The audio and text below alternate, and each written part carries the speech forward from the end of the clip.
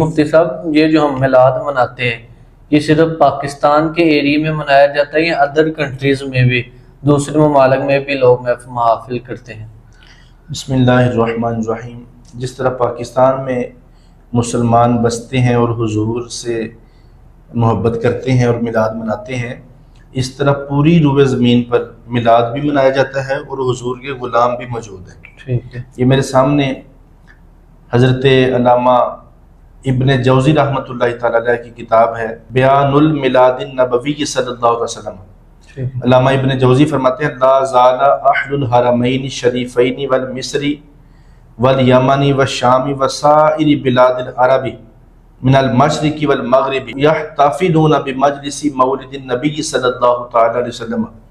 فرماتے ہیں ہمیشہ سے مکہ مکرمہ میں، مدینہ منورہ میں، مصر میں، شام میں، یمن میں، عراق میں، الغرض مشرق سے مغرب تمام بلاد عرب اور وہاں رہنے والے جو حضور کے غلام ہیں یہ میلاد شریف کی محفلیں سجاتے آ رہے ہیں۔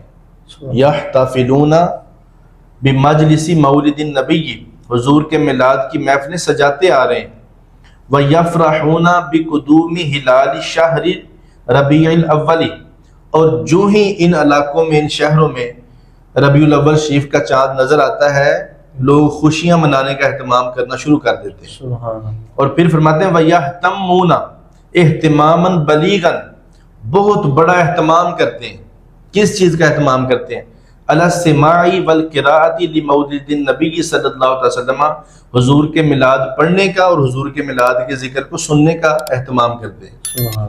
اور پھر فرماتے ہیں وَيَنَالُونَ بِذَلِكَ أَجْرًا جَزِيلًا وَفَوْزًا عَظِيمًا، اور اس کے باعث، اس کی برکت سے وہ بے پناہ اجر و ثواب بھی حاصل کرتے ہیں اور سارا سال کامیابیاں بھی پاتے رہتے ہیں۔ تو یہ ساری دنیا میں جہاں جہاں مسلمان بستے ہیں، اب تو سوشل میڈیا کا اور کیمرے کا دور ہے۔ آپ نے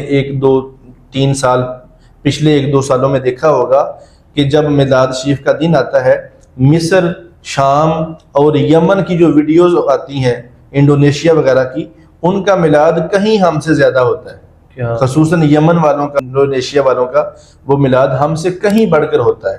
تو یہ میلاد صرف ہم نہیں مناتے پاکستان والے، بلکہ پوری دنیا کے مسلمان میلاد منا رہے ہیں۔